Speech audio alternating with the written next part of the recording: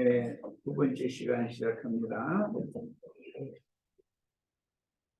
성경에서 룻이 우연히 보아스에게 속한 추수하는 밭에서 이삭을 죽게 되었고, 마침 베들레헴의 유력자인 보아스가 추수하는 밭에 나왔다가 보아스는 룻은 보아스를 만나게 된 경위와 첫 대면을 이렇게 소개하고 있는데, 우리가 증인들이 나팔 소리를 듣고 예수를 처음 만난 것은 사실은 절대적인 야훼의 반배이지 우연이나 그때 마침 이런 일이 있었다, 이건 있을 수가 없는 거예요. 사실은 인간적인 표현이 그렇죠. 이런 세상에서도 이제 우연의 일치다 이렇게 하는데, 하나님의 안배인 것이죠. 예수를 믿게 되는 것이 절대로 우연이 아닙니다. 있을 수 없는, 우연이라는 건 있을 수 없는 거예요. 하나님의 어떤 안배인 것이죠.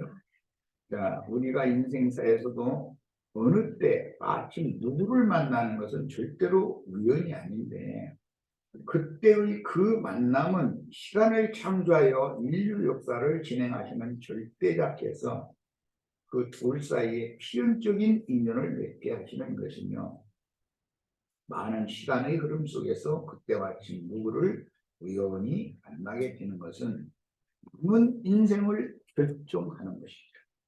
청년 때는 어떤 처녀를 만나고, 어떤 처녀 때는 어떤 청년을 만나고 하는데, 많은 청년, 많은 처녀들이 있어도 그 둘 사이를 만나면 이제 제 속에서는 꽃이 나 이렇게 표현하는데, 그 마음에 딱 켜버리는 것이죠. 이제 인치인다고 그러죠. 그러면 결국은 결혼해야 되는 거예요. 나라가 다르고 뭐 상관없어요. 일단 사랑의 마음이 불타기 시작하면, 러시아 여자면 러시아 쫓아가야 돼. 비행기 타고 가도 결국은 결혼을 해서 같이 와야 돼. 이게 하나님의 절대적인 안배지, 내가 어떻게 우연찮게 어떻게 하다 보니까 이제 내내 잘 살다가 또 나중에 그때는 이제 내 동생은 껍질이 뭐였니 이렇게 얘기하는데, 그건 하나님의 안배에 대해서 두려워하지 않기 때문에 하는 소리인 것이고, 뭔가 사람이 권태감이 오고 그럴 때는 죽기로, 내가 지금 타락해가고 있구나, 내가 뭔가 첫사랑을 잃어가고 있구나, 이런 걸 경각심을 가져야죠. 그래야 그런도 끝까지 잘 유지할 수가 있어요. 제일 중요한 건 하나님께서 이 많은 사람 가운데 내가 이 사람을 남겨둔 거, 내 남편이 나를 사랑한다고 100번째 청혼을 하게 한 거, 그건 예산 일이 아니다라고 그걸 깨달아야 되는 것이죠. 용들의 아버지께서 모든 천사들을 동원해서 그런 영과 그런 정신을 나에게 넣어주면 내가 그 영에서 이미 처지기 때문에 벗어날 수가 없는 거예요. 하나님께 딱 적용했다라는 뜻입니다. 이런 것에 순종을 하는 나머지 인생 것과 모두 불행을 자초하는 일이 없기를 바랍니다. 하나님이 창조하여 경영하시는 만물과 만사는 반드시 하늘이 정하신 때와 기한이 있고, 자신에게 주어진 몹시 좋은 기회를 그대로 지나쳐버릴 수도 있으니, 내 인생에서 만자들은 때와 기한이 정해져 있음을 밝히 깨닫고 나에게 안내하신 때를 놓치지 말고 그 기회를 붙잡아야 합니다. 창세기 1장 14절로 18절에는 낮과 밤, 인조와 사계절과 일자와 연한을 이루게 하셨는데, 그 넷째 날이죠. 하나님의 때와 기한, 일자와 사계와 연한도 있지만 하나님의 길고 긴 시간 속에는 나 자신의 시간인 일자와 사계와 연한이 정해져 있습니다. 하나님은 영원하신데, 내가 아의 조상의 허리에 있다가 결과적으로는 내 부친의 허리로 옮겨져서 부모의 보태로 옮겨져서 세상에 내가 태어난 것, 나의 때라는 것이 하나님에게는 이미 안배되어 있었고 정해져 있었다는 거예요. 내가 우연히 오늘 어떻게 하다 보니까 우리 아버지가 우리 어머니 살아니까 나 태어난 거지. 그건 어리석은 사람이에요. 영혼을 경영하시는 하나님의 안배 속에는 나의 시간이라는 것이 딱 정해져 있는 거예요. 그래서 나에게 너는 70년, 너는 80년, 이걸 딱 정해놓으셨어요. 그런데 영 말을 안 들어. 그러면 그 사는 삶이 평탄하지가 않아요. 그러니까 인생사에서 고생 많이 하는 거 어디가 자랑하면 어리석은 거예요. 내 하나님 말씀을 잘 순종을 않는 사람이 사실은 그 말이에요. 그게. 그런 생각하셔서 이 세상에서 내가 고생 제일 많이 한 사람인 것처럼 그렇지 않습니다. 그렇지 않아요. 내가 늘 얘기하지만 삶에서 먹고 사는 문제, 생활 문제로 수고하게 하는 것은 제일 쉬운 건 아니에요. 만약에 나에게 병을 준다든지 아내에게 또는 자식에게 병을 준다든지 아니면 심지어 자식이 죽어버린다든지 그건 창조의 질서 물이 위에서 아래로 흘러내려야 정상적인 것인데 이것을 영으로 자식이 내 앞에서 죽어버렸다 그러면 그 부모가 정신이 나가가지고 살 수가 없잖아요. 우리 몇 년 전에 불행한 일이 있어서 그 세월호 그 사건 때문에 아직도 그 부모들이 트라우마에 시달리고 있잖아요. 꿈에서도 그 자식이 나타나서 엄마하고 막 이러고 그런다잖아요. 그런 얘기 들으면 이 사람 죽을 일이 있는 거고 몸이 나가서 좀 몇 시간 땀내고 이런 거하고는 그건 비교가 안 되는 것이거든요. 이런 걸 잘 생각하시기를 바라요. 사람의 영이라는 것과 사람의 정신세계를 좌지우지하고 주장하게 하시는 절대자 앞에서 우리가 함부로 행하면 절대 안 돼요. 이걸 알아야 돼요. 그런데 이런 말을 세상 사람들은 그야말로 말이 안 통하지. 저 사람 좀 얘기하는 거야. 뭐 이래버리는 거죠. 자기가 똑똑한 것 같아도 그같이 우직하고 미련한 사람이 없어요. 세상에서는. 야, 디모데 후서 4장에는 이세명의 사명을 마치고 주의품의 데려감을 받기 직전에 형제 바울님께서 유언으로 남긴 말씀이 나오는데 첫 번째 투옥되었을 때는 심하게 자유를 제한하거나 그런 일이 없었죠. 그래가지고 감옥에 있던 바울이 옥살이 하는 바울이 많은 사람들이 전도하고 그랬잖아요. 그런데 2차 투옥 때는 이제는 1차 투옥 때와는 전혀 다른 상황이 된 것이며 디모데후서 4장 6절로 22절에 전쟁 관계라고 그래요. 전제와 같이 내가 벌써 부어지고라는 내 인생의 날수가 다 지나갔다. 그 말이에요. 부어졌다는 말은 주님을 향해서 헌신했다라는 그런 개념을 가지고 하는 말이에요. 청년 사울일 때 다메섹 도상에서 빛으로 오신 주님을 만난 적이 있죠. 그래서 바울 사도는 그것을 계속 강조했어요. 내가 주님을 만나기부터인 줄 아느냐. 만났다. 너희가 만난 육신으로 오신 예수를 만나지는 못했지만 나는 빛으로 오신 영광의 주님을 만났다. 그래서 그 자리에서 내가 너를 이방에게 보내서 이방의 빛이 되게 하고 그들에게 생명을 전달해주는 그런 통로로 내가 너를 쓰겠다라는 그 보내심을 거기서 받았잖아요. 그러니까 나는 사도다. 난 주님께서 나를 보냈다. 너희는 인자로 오신 예수가 보냈는지 모르지만 나는 빛으로 재림하신 주님이 나에게 찾아오셔서 나를 또 파송하셨다. 이걸 계속 강조한 거예요. 그런데 초대교회 때 흔히 말하는 초대교회 때 베드로는 하늘 같은 사도고 바울은 저 사도가 아닐 수도 있는 거고 막 사람 믿을 수 없다 이랬단 말이에요. 그건 뭐예요? 사람들이 육체로만 보고 영으로 판단할 줄 몰랐다라는 것이거든요. 하나님은 영이신데 육체대로 판단하면 되겠어요? 우리들이 누가 대화를 나눌 때 지체들과 서로 대화를 나눌 때 그 속에 계신 생명이신 주님이 그 속에서 얼마나 풍성하게 그 사람을 바꿔놨는가를 봐야지 그 사람이 뭐 직업이 뭐냐 돈은 얼마나 버냐 이런 것만 보려고 그러고 얼굴이 이쁘냐 미우냐 맨 자기 기준에 얼굴이 이쁘고 밉고 그런 거지 누구 얼굴 밉다 만약에 그런다면 하나님을 욕하는 거예요. 하나님이 그 사람 그렇게 만들었고 그렇게 창조했는데 저 사람 얼굴이 이쁘다 밉다 지어지냐 하나님보다 지가 더 커? 뭔 소리야 그게. 이게 사람이 얼마나 무지하냐는 걸 지적하느라고 그래요. 인간이 무지하면 무지하면 막 나가버리는 거거든. 막 무언가 자기 생각대로 밀어붙이면 되는 줄 알고 이건 세상 나라 군대도 아니고 이런 식이면 큰일 나는 거죠. 예. 그런데 나의 떠날 시각이 가까웠다. 이게 바울 사도는 자기가 이제 이 생을 떠날 때가 됐다라는 것을 예감을 하고 있는 거죠. 이 말은 이번 추억에서는 나를 옥에서 내가 벗어나지 못하고 이 감옥에서 옥살 거다라고 예견하고 있다라는 말이죠. 나는 선한 싸움을 싸우고 나의 달려갈 길을 마치고 믿음을 지켰습니다.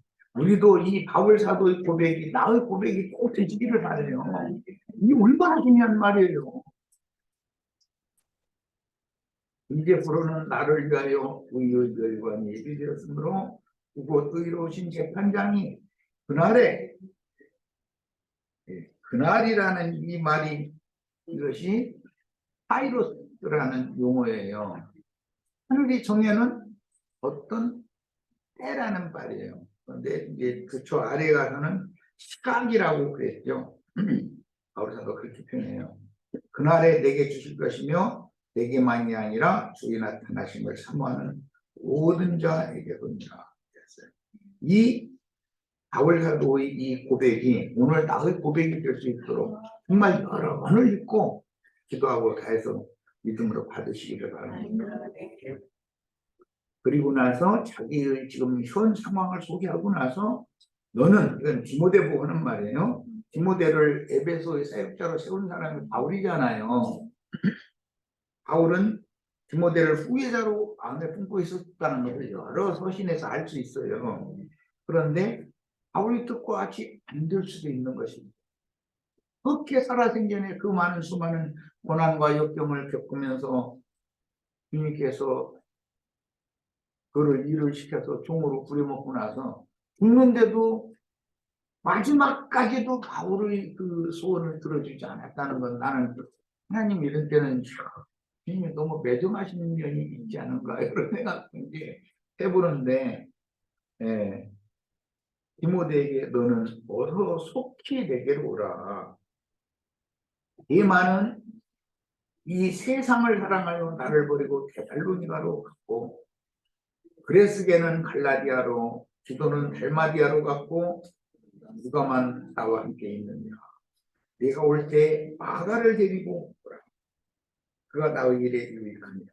마가가 전에 1차 전도여행 이후에 마가의 외숙인 바나바와 바울이 서로 다투게까지 만드는 원인제 공연을 했던 사람이죠. 그런데 마가가 그때 당시 일을 얼마나 철저하게 회개하고 돌이키고 바울 형제님이 주께서 보낸 사자라는 거에 대해서 얼마나 인식을 새롭게 했으면은 바울이라는 이 형제님이 마가가 자기 죽음을 앞두고 네가 올 때 또 혼자 오지 말고 마가와 같이 와라. 그리고 그가 나의 일이라는 건 나의 일이라는 이 말이 무슨 뜻이냐면 사후를 부탁한다라는 뜻이에요. 지금 감옥에서 자기는 죽음을 예견하고 있기 때문에 내가 죽은 다음에 너와 마가에게 후사를 정해서 부탁하고자 한다. 지금 그 말이에요. 그 세상에서도 부모님이 돌아가시기 전에 꼭 자기 아들 이름 부르고 자기 딸 이름 부르잖아요. 외국에 나가서 살아도 그 딸 이름 부르고 아들 이름 부르면 급히 전화해서 오라고 해야 되는데 뭐 외국에서는 비행기 배 예약하고 뭐고 해서 올라오면 와서 보면 돌아가셨을 수도 있죠. 기회라는 것은 내 마음대로 내가 원하는 대로 기회가 주어지는 것이 아니라는 거예요. 기회가 늦을 수도 있는 거예요. 피치 못할 사정 때문에 내 마음대로 안 될 수도 얼마든지 있는 거예요. 여기에서 우리는 네가 올 때 마가를 데리고 오라. 그가 나의 일에 유익하니라. 이 한마디 말을 통해서 바울 사도가 지금 심중에 디모데와 마가에게 후사의 일을 후사로 정해서 남은 자신이 죽은 이후의 일을 부탁하고자 한다는 것을 읽을 수 있잖아요. 우리는 두기고는 에베소로 보내었노라. 이 말은 두기고와 디모데를 교환시키는 거예요. 디모데를 에베소의 사역자로 세웠잖아요. 두기고가 지금까지 로마 감옥에 있는 바울을 자주 만날 수 있고 로마에서 사역을 돕고 있었던 두기고, 믿을 만한 사람이니까 디모데를 불러오려면 대신 사역할 사람을 보내야 되잖아요. 그래서 두기고를 에베소로 보내는 거예요. 디모데는 에베소에서 로마로 오라고 불러내야 되니까 네가 올 때 내가 들어와 가보이 집에 둔 겉옷을 가지고 오고 또 최근 특별히 가죽 종이에 든 것들을 가져오라. 바울 형제님은 그 성경을 여러 길이 그때는 의 성경을 가지고 있었어요. 현대같이 이렇게 좋은 지질에 이렇게 인쇄된 그런 성경이 아니고 가죽 위에 화로를 옆에 놓고 날카로운 바늘을 불달궈 가지고 하늘에 구멍을 뚫어서 이게 점장소라고 그러죠. 그렇게 해서 이만한 성경을 가죽으로 했더니 그 부피가 얼마나 많겠어요. 가죽 종이에 썼더니. 그러니까 그걸 요즘 우리들처럼 이렇게 가지고 다니면서 쉽게 읽을 수 있는 그런 상태가 아니었다는 거예요, 그때는. 그러니까 또 비쌌고, 그걸 한 장 한 장 그게 바늘로 구멍 뚫어서 이게 글자를 새겨 넣으려면 얼마나 어려웠겠어요. 그러니까 그 성경의 값이 뭐 나는 정확하게는 그때 안 살아서 모르는데 그때 그 대저택 열채값보다 비쌌다는 거예요. 성경 한 질 값이. 그러니까 이게 뭐 어마어마한 거죠, 이게. 그런데 이것을 이 트로아라고 하는 것은 소아시아의 저 상단부 지중해 변의 도시인데 그 도시는 육로로도 교통요지 거기를 다 거쳐야 그 소아시아 어느 이게 가도록 돼 있는 도시였어요. 우리나라 좀 현대로 말하자면 대전이나 이런 데 갔던 것이죠. 거기를 대전을 거쳐야 부산도 가고 뭐 광주도 가고 이렇게 하는 것처럼 그런 걸 생각하시면 돼요.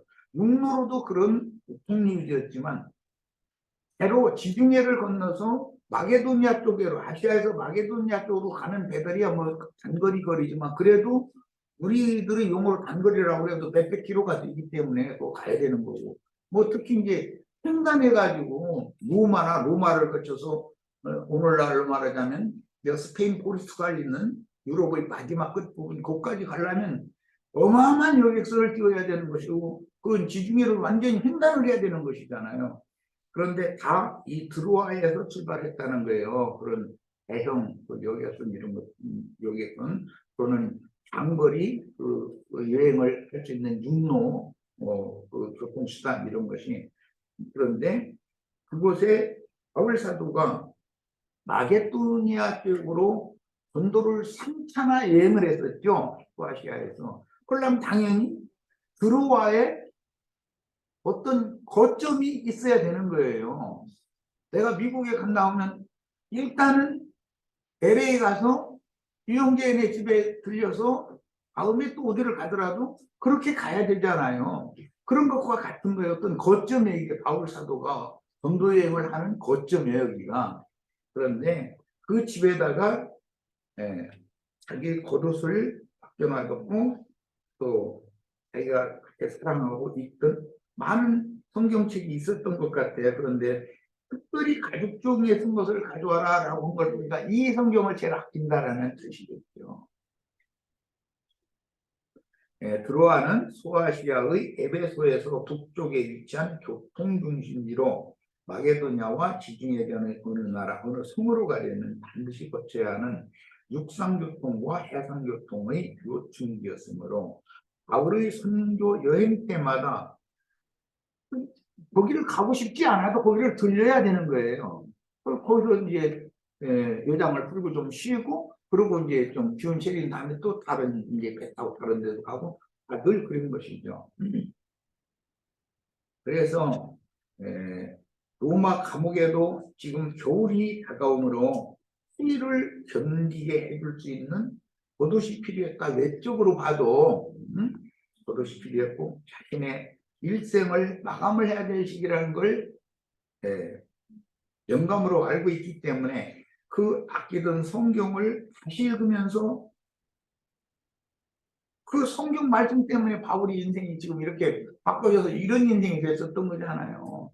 그러니까 그 성경에 자신의 인생을 읽으면서 거울로 비춰보고자 하는 마음이 왜 없었겠어요. 나 같아도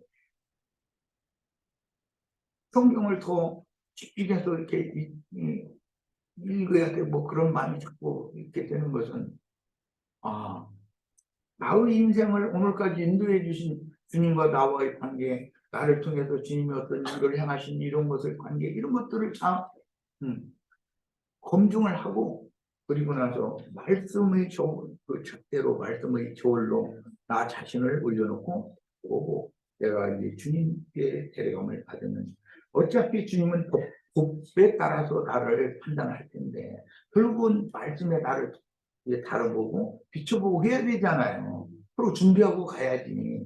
네, 바울 사도가 지금 상황이 이랬다는 거예요. 구리세 공업자 알렉산더가 내게 해를 많이 입혔으니 주께서 그 행한 대로 그에게 갚으시니 너도 그를 주의하라.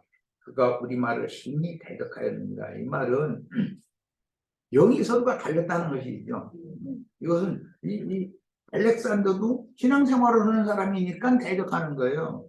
나와 형제, 우리 형제 장님들 모아놓고서 여기서 이런 말씀 가르치는 거에 대해서 지나가는 아저씨, 아주머니들이 괜히 나를 대적하고 할 일이 없죠. 신앙적으로 성경을 너는 왜 그렇게 해석을 하느냐라는 문제로 드는 것이죠. 예수님과 유대교 지도자들이 그 문제로 죽이고 죽임당하고 그런 거잖아요. 그리고 내가 처음에 변명할 때 나와 함께 한 자가 하나도 없고 그런 걸 보면 지금 그 많은 사람에게 그런 영향력을 끼치던 바울 형제님인데도 바울 형제님이 1년에 거기다 대고 감옥에 딱 갇혀가지고 이제 소망 없구만. 하나님 그를 버렸는가 봐. 다 그렇게 생각해서 나겠죠. 나를 버렸으나 그들에게 허물을 돌리지 않기를 원하노라. 이런 걸 보면은 아 그렇게 큰 일을 한 형제님인데도 주위에 사람이 남아있지 않았다는 거예요. 그러니까 이건 뭘 말하는 것이죠? 늦가을이 되면 과일 추수가 끝나면 이파리가 하나하나 떨어져서 다 떨어지게 돼 있어요. 그건 필수적인 거예요. 그러니까 우리 형제 자매님들도 나 죽을 때 다 이렇게 모여가지고서 형님 돌아가시느냐고 하시느냐고 이렇게 할 리가 없다고 나는 확실히 이것을 믿고 있어요. 그렇게 할 리가 없어요. 이파리도 다 떨어지고 그러면 즉시 찬바람이 불고 겨울이 따고 그럼 인생의 종결이 오는 거예요. 이것은 정해진 거예요. 이 생에 사는 동안에 주님을 위해서 충성을 했던 종이 죽는데 이렇게 쓸쓸하게 죽는 거예요. 지금 예수님도 마찬가지였었어요. 제자들 주님 죽는데 같이 간다고 제자들이 다짐했죠. 같이 갔어요? 도망갔어요? 다 떠나갔어요. 이거는 하나님이 그런 거 나는 이런 성경을 읽으면서 하나님이 살아생전에 그렇게 모진 그 고난 속에서 주님의 말씀을 위해서 인생을 전 인생을 투자하게 만들고 그렇게 달리게 만들고 죽는데도 뭐 이렇게까지 할 수가 있을까 그런 생각이 들 때가 있었어요. 그런데 내가 깨달은 게 있어요. 땅에서는 모든 미련을 아무것도 들고 있으면 안 되는 거예요. 하나님의 종이면 오직 자기가 전파하는 주님만 바라보고 주님께 가는 거. 나의 끝까지 맨 나중까지 내가 충성을 힘을 버리지 않는지 이런 걸 이렇게 시험하시는구나라는 걸 깨달았어요. 그래서 아 이것도 당연하다. 그러면서 그때 내가 지금 조금 전에 얘기했지만 겨울이 오기 전에는 과실만 또 다 따가고 그냥 놔두는데 이파리 확 떨어져요. 발목이 된 나무가 신바람 속에서 복면으로 들어가는 거예요. 이런 것을 이치를 깨닫게 깨닫게 해주시더라고요. 세상에서는 자기 자녀손이 보는 앞에서 임종을 다 직접 받으기를 바라죠. 마지막까지 나와 동행해줄 누군가가 있으면 의지가 되잖아요. 그런데 하나님은 인간하지 말아라, 하지 말아라. 네가 나를 믿고 나를 위해서 일생을 그렇게 헌신을 했으면 너 나한테 와서 상을 가져야지. 세상에 아무도 이런 자식도 이웃도 형제 자매들 잊어버려라. 이걸 다 깨닫게 하시더라고. 좀 우리 집제들이 들으면 좀 너무 하나님 오진 것 같고, 나도 처음에는 하나님 너무 오지시다 이렇게 생각했는데 그렇지는 않아요. 우리 형제 자매들도 오로지 주님 앞에 충성하다, 주님 앞에 가서 상을 받는 거, 이것만을 알아보시기를 바래요. 이게 성차. 그런데 세상에 재산 쌓아놓는 거 그런 것들을 생각한다면 그건 죽음이 준비가 되어 있는 사람이 아니에요. 사람이라는 것은 죽는 날, 여기 그날이라고 그랬고 그 시각에 가까웠다는 이런 표현이 나오는데, 죽는 날을 준비하는 것이 지혜로운 인생인 것이지, 인생에서 무슨 돈을 많이 벌어서 얼만큼 쌓아놓는 것이, 그 너무 사람이 뭐라고 천박하잖아요. 우리같이 수준에 이르지 못한 사람의 생각에도 사람이 정신세계가 저렇게 천하고 낮아가지고서야 누구를 가르치고 누구한테 전도를 한다, 이게 딱 보이잖아요. 예, 이 정도 하겠습니다. 주께서 내 곁에 서서 나에게 힘을 주시면, 지금 바울은 죽음을 준비하고 있는데 주님은 바울에게 지금 이렇게 힘을 주시는 중이에요. 그러니까 다 떠나갔어도 너는 나만 바라보고 나를 의지해라. 죽는 것도 주님만 바라보고 죽어야 되는 거예요. 이게 창세기 야곱이 지팡이 머리에 의지해서 자기 그 12지파를 축복이나 저주의 말씀을 대언을 딱 한 다음에 지팡이 머리에 의지해서 양 발을 보고 숨을 거두니라 이렇게 했던, 그것 보고 장엄한 죽음이다 이렇게 표현이 됐잖아요. 그런 거단 말이에요. 그러려면 주님이 이 형제님을 끝까지 지금 붙들고 계셔야 되는 거잖아요. 예수님이 아버지께로 갈 때도 이 산이 말씀하시면 되게서 지나가게 해달라고 기도했던, 그러나 내 원대로 마시고 아버지의 원대로 되기를 원합니다 그랬는데, 그렇게 모질게 버림받은 것 같고 그렇게 했지만, 그것이 하나님이 예수라는 인간 예수를 끝까지 지키고 하셨다는 증표잖아요. 우리 형제 자매님들은 아들아 내가 너는 사랑하니까 나 죽을 때 내 옆에 꼭 있어줘야 돼, 뭐 그런 생각 절대 하시면 안 돼요. 그건 여전히 큰 세상 사고예요. 사람을 의지하면 안 됩니다. 또 이렇게 하면 또 자식들도 우리 엄마 아빠한테 한 번에 듣는다는 말이 또 이렇게 오해하면 안 돼요. 어머니 아버지 살아계실 때 전화 한번 더 하고, 요즘에 얼마나 좋아, 저기 카톡으로 돈도 안 들어 이런 거 얼굴 봐가면서 대화도 자주 좀 하고 그렇게 하세요. 그렇게 하셔야 돼요. 우리는 육신을 입고 있기 때문에 사람으로서의 도리도 다 해야 되는 거예요. 오해할까 봐서 이렇게 얘기했어요. 그리고 나서 나로 말미암아 선포된 말씀이 온전히 전파되어 모든 이방이 듣게 하려 하시니 내가 사자의 입에서 권심을 들었느니라. 여기 사자의 입이라는 것은 그 동물원에 있는 그런 사자의 입이 아니고 모든 악한 일, 그것이 사자라고 표현을 한 거예요. 그리고 세상의 어떤 포악한 군주 이런 사람들을 사자라고 표현하죠. 느부갓네살 왕을 사자머리라고 이렇게 표현을 했잖아요. 또 그 천국에 들어가도록 구원하시리니 그에게 영광이 세세토록 있을 거다. 주님의 천국에 들어간다는 것은 이미 바울 사도가 천국의 복음을 전한 사람이죠.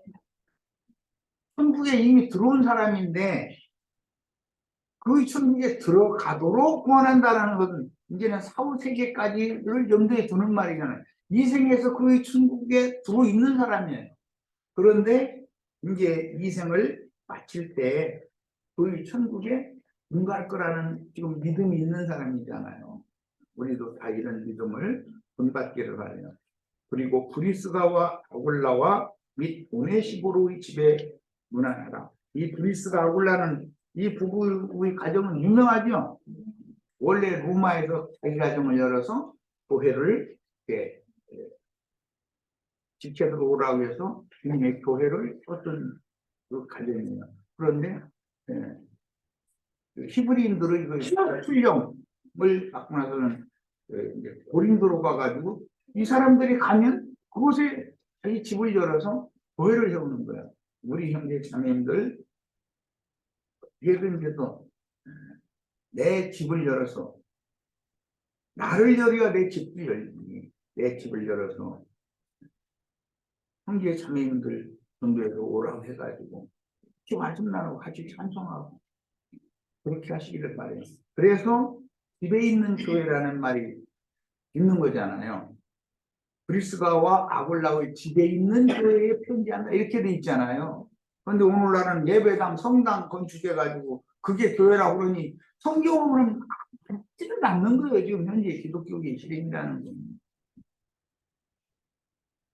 오네시보로의 집에 문안하라. 에라스도는 고린도에 머물러 있고 드로비모는 교훈들므로 밀레도에 부었느니 너는 겨울 전에 어서 오라. 이 지중해의 겨울이라고 하는 것은 이제 팔레스타인 사람들의 그 금식하는 절기, 즉 속죄절. 속죄절이라는 건 금식절기다라는 것 지난번에 속죄절을 강만할 때 말씀 나눴죠. 그 금식절기가 끝나면 겨울철로 들어가는 거예요. 이제 그러면 그 겨울철에는 sun촉을 지중해에 띄울 수가 없다는 거예요. 풍랑이 일고 바람이 거세게 불고 그래서 기후가 확 바꿔져 버리는 것이 지중해성 기후라고 그러죠. 이제 요즘에야 뭐 이제 과학이 발달했으니까 뭐 좋은 엔진을 가지고 추진력이 있는 큰 배를 운행을 하니까 아무 문제가 없겠지만 그때 당시는 이게 또 겨울에는 지중해에 무슨 사람을 여기 오고 가게 하는 여객선뿐 아니라 화물선도 띄우지를 않았다는 거예요. 우블루와 부데와 리노와 블라우디오와 모든 형제가 다 내게 문안하니라. 나는 주께서 내 심령에 함께 계시기를 바라노니 은혜가 너희와 함께 있으리로다. 주님은 지금 항공 하늘 뭐 금의자 어디에 앉아 있는 게 아니죠? 어디에 있어야 돼요? 네. 우리 형제 자매님들의 심령이 하늘 보좌라는 것에 대해서 아주 정확한 인식을 하시기를 바래요. 지금 내가 하는 이런 말은 유머대로 성경 분야 이런 소리 하면 안 돼요. 주님은 셋째 하늘의 보좌에 우편에 계시다 이렇게 되어 있는데 그런 표현은 사실은 예수의 영과 연합된 형제 자매님들의 심령을 일컫는 말이란 말이야. 셋째 하늘의 하나님의 보좌다 이거예요. 그러니까 하나님이 참공 하늘 보좌에 앉아있다면 말이 되겠어요? 지성소의 속죄소에 하나님이 보좌를 정하고 계신 건데 그야 그 일부대로 하지 않으면 지성소의 속죄소가 참공 하늘이 어디에 금의자 놓여 있는 곳이다 이렇게 가르치는 기독교계는 이건 내가 보기에는 완전히 뭐라도 한참 본 사람들이요. 이게. 좀 정신 좀 차렸으면 좋겠어. 주님은 바로 심령에 계셔야 돼요. 그래서 그분이 거기에서 은혜도 입히시고 거기에서 왕으로 다스리기도 하시고 사람의 생명의 중심이 사람의 양심이잖아요. 영의 중심 기능이 양심이에요. 그런데 죽은 양심을 소성시켜서 그 양심을 작동시켜서 그의 정신세계를 마귀우지 한다 이거예요. 그건 전능자인 거예요. 이런 말에 대해서 이런 그 증거를 명확하게 깨달아야 돼요. 사람들을 만나면 이걸 가르쳐야 돼요. 이러든지 해서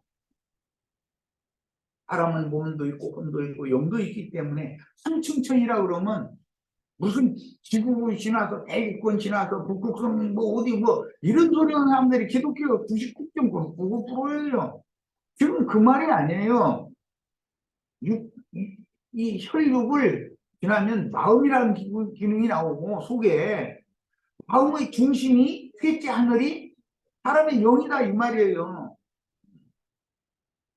이런 아주 초보적인 것도 가르치기가 어려워요. 얼마나 진리를 여러분시켜놨는지. 어제 우리 저 상해자매가 천국이 어디 있고 뭐 지옥이 어디 있고 이제 그런 얘기를 이제 대화를 잠깐 나눴는데 천국과 지옥이 백지 않나요? 먼데 맡아도 그렇지 않아.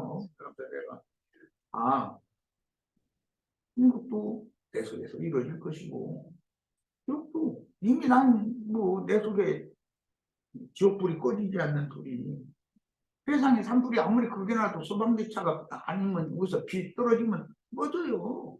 할 것 없으면 꺼지니까. 그런데 그건 하나의 이치로 보여주는 표상으로서 진짜 꺼지지 않는 불은 이를 바다다 꺼져도 가려가면 무서워 뭐저 내가 네가 그냥 막 외우면서 막 이를 이렇게 입술이 상해가면서 그게 속에서 지옥불이 끓어오르는 것을 그것이 진짜 지옥불이지 어디 무슨 산불이 크게 나고 그것이 무슨 지옥불이겠어. 예, 이런 이치를 깨달아야 돼. 그래서 천국도 내 안에 지옥도 내 안에 있는데 내가 이 생에 사는 동안에 예수를 믿는다는 것은 지옥불이 더 이상 필 수 없도록 즉 혈기와 육체의 각색 정욕도를 완전히 다 제거시키는 것이 원이다 이거예요. 그럼 더 이상 안 탈 거 아니에요. 그러면 거기에는 은혜와 평화와 행복만 있는 거지. 그것 보고 극락의 하나님이다. 그러면 우리 형제 자매님들에게 치의 희락 기쁨을 주시는 분이다라는 거예요. 그것이 천국이에요. 천국이 내 속에서 이루어져야지 어디 삼층천 어디로 북극성 너머로 어디로 가야 된다고 생각하는 이거는 그건 성경이 말하는 의도를 너무 모르는 사람이에요. 너무 모르는 사람이에요. 그런 일이 절대 없기를 바래요. 뭐 이게 큰일 나네. 네, 지중해는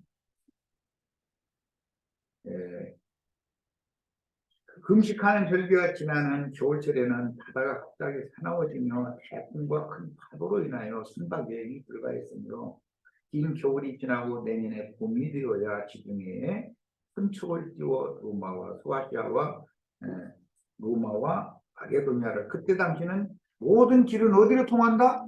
로마로 통한다. 현대는 모든 길은 뉴욕으로 통한다. 그렇죠? 그때 당시 로마는 현대의 미국과 같은 것이고 뉴욕은 비행기길, 백길, 육로길 거의 모든 길은 전 세계의 모든 길은 어디로 통한다? 뉴욕으로 통한다. 우리나라에서 미국의 저 동부인 뉴욕은 직항로가 있죠. 여기 인천공항에서 타면 어디 중간 경유지도 없어 그냥 가버려 거기까지. 그만큼 교통로가 잘 발달이 돼 있고 왕복 운행하는 사람들이 많다는 거예요. 그쪽 동부 지역에 사는 사람들은 다 그쪽 비행기표 사가지고 일단 내리는 거잖아요. 나도 거기 경유만 해봤고 뭐 거기서 살아보진 않아서 잘 모르는데 거기는 뭐 내가 듣기로는 뭐 저 어려운 사람들이 막 살려면 그 냉장고도 하나 사가지고 이렇게 뭘 막아놓고 이 음식 내 음식 놓고 한 집에서 뭐 그렇게 해서 살고 그런다고 소리 들었는데 그만큼 인구도 몰려 살고 사람들이 각박하게 한다는 뜻이겠지. 룸메이트를 해서 살 수밖에 없는 힘든 사람들이 하는 소리지. 근데 냉장고 한 대 가지고 따로따로 볼 장소도 없으니까 냉장고 한 대 사가지고 종이나 뭐에 가운데 이렇게 딱 껴놓고서는 이쪽은 내 음식 그러고 살았다는 말. 이게 참 그런 걸 보면은 사람들이 그렇게 살다 보면 각박해지지 않을 수가 없죠. 좀 공간에서 여유롭게 살고 우리나라 지금 부자 돼가지고 그걸 충분한 공간에서 이렇게 사는 게 너무 감사해요. 나 자식 기를 때 이런 얘기도 말해야 되나. 우리 큰애가 내 방 하나 달라고. 그런데 야, 애가 다 자랐는데 한 방에서 이불 하나 가지고 그러고 여기 그 어린 것들이 그 청소년기에 들었으면 자존심이 얼마나 상했겠어, 제 친구들한테. 그러니까 이게 오죽하면 나보고 아빠같이 무능한 사람을 막 이런 소리를 그냥 나중에는 그냥 습관적으로 할 정도였었거든. 그런 날이 있었는데 오늘날 우리나라가 이렇게 부자가 되다 보니까 어느 날 보니까는 나 우리 방이 세상이 나 혼자 가네.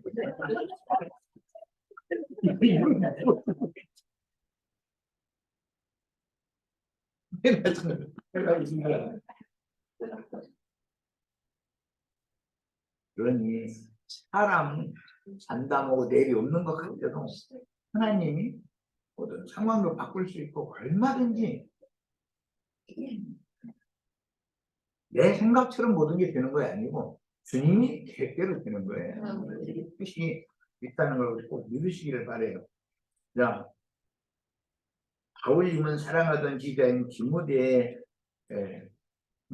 바울님은 이 편지를 받고 무슨 사역이라는 것은 이제 교회사에 후사도 시대라고는 그저 신학하신 분들도 배웠지. 후사도라는 말, 속사도 혹은 후사도 이런 말 그 조직신학 체계에서 배울 때 이 디모데 이 부분에 가면은 후사도는 후사도 이름에는 있는데 무슨 연유라는 것은 없이 그냥 그 조직신학 책에서도 보면 바울이 그렇게 사랑하는 제자인데 그 겨울 전에 가지를 못했다는 거예요.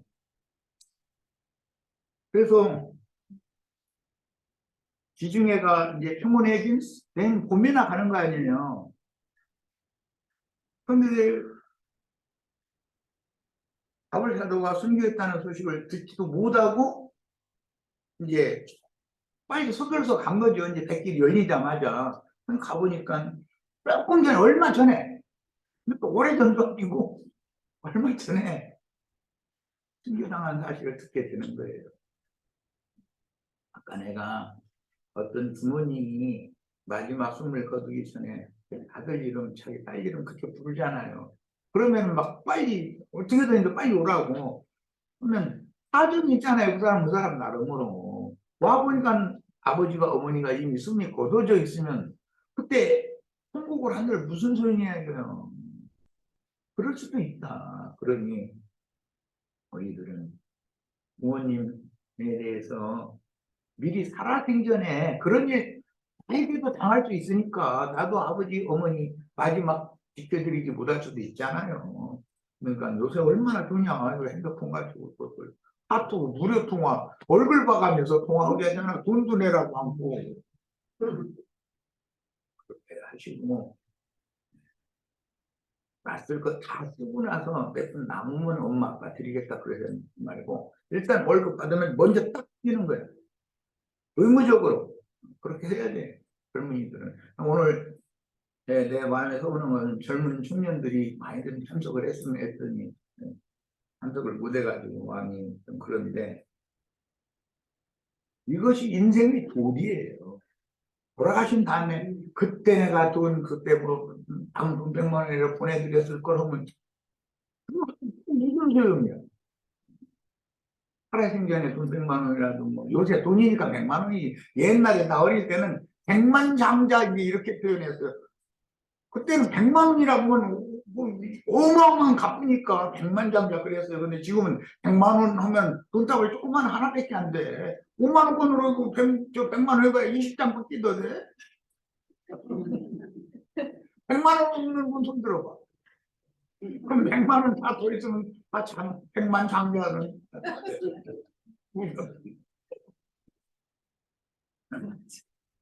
그러니 부모님이 아직 살아계실 때 100만 원씩이라도 보내드리고 자기가 살아있는 동안 효도할 거 있으면 효도를 해야 돼요. 사람들은 내가 출세해가지고 다음에 지금 형편이 이러니까 출세해가지고 효도할 거다. 만약에 자기가 원하는 출세 못하면 효도 않겠다는 뜻이요 그럼? 지금이 효도할 때죠. 돈벌이가 안 되면 쪼개서 보내야 되는 것이죠. 늙은 부모가 돈벌이가 하나도 없잖아. 젊은 날은 자신들을 기르기 위해서 전 인생을 거기서 다 투자를 했는데 부모님 늙으니까 내가 나 몰라라 이래? 그게 무슨 놈의 인간이야 그게. 애들좀 같은 거죠. 뭘 사도도 이건 영적으로도 똑같다는 거예요. 그래서 우리도 남은 생애를 주님과 주님의 일을 위해서 온전히 이렇게 다 부어드리고 지금이 주님 앞에 헌신할 때지 그러면 여건이 되면 그런 생각 들어라. 지금이 마지막 기회다. 항상. 나머지는 이걸 늦기를 타기 어려우니까 그럼 이제 한 사람을 더 해야 되는데 우리 지체들은 밥 먹고 또 대화도 좀 나누다 이제 헤어져야 되니까 이것을 이제 이번 집회 모든 말씀 마무리를 할 겁니다. 그런데 그 대신 자료를 그냥 해버리지 말고 끝까지 다 읽으세요. 내가 말하고자 하는 결론은 이 밤에 사실이 있어요. 그런데 미리 지금 사실은 대략하게 크게 기회를 줘봐라. 지금이 때다. 주님 앞에 헌신을 할 수 있는 것도 내가 아직 살아있는 이때 오늘은 은혜 받을 만한 때예요. 오늘은 원의 날이로다. 오늘은 지나면 내일이라는 보장이 나에게 있냐 이거예요. 내일이라는 걸 절대 믿지 말아라. 내가 지금 성공하지 못했으니까 부모님한테 효도 못해서 미안해. 그런 소리 하면 안 돼. 성공하지 못한 자식이 어머니, 아버지 건강하시죠? 전화라도 한마디 하면 그것이 효도지. 그게 얼마나 큰 힘이요. 그리고 자기가 안 한 새끼들 그림으로라도 사진으로라도 핸드폰으로라도 어머니, 아버지, 아이들 이렇게 잘 자라고 있습니다. 그리고 보여드리고 그럼 그 부모님이 그 10년은 젊으죠. 손자 한번 보면 그게 효도지. 네, 그렇잖아요. 뭐든지 기회는 신속히 지나가는 것이기 때문에 오늘 기회를 꼭 붙잡으시길 바랍니다. 자, 오늘 이번 집회 모두 마칩니다.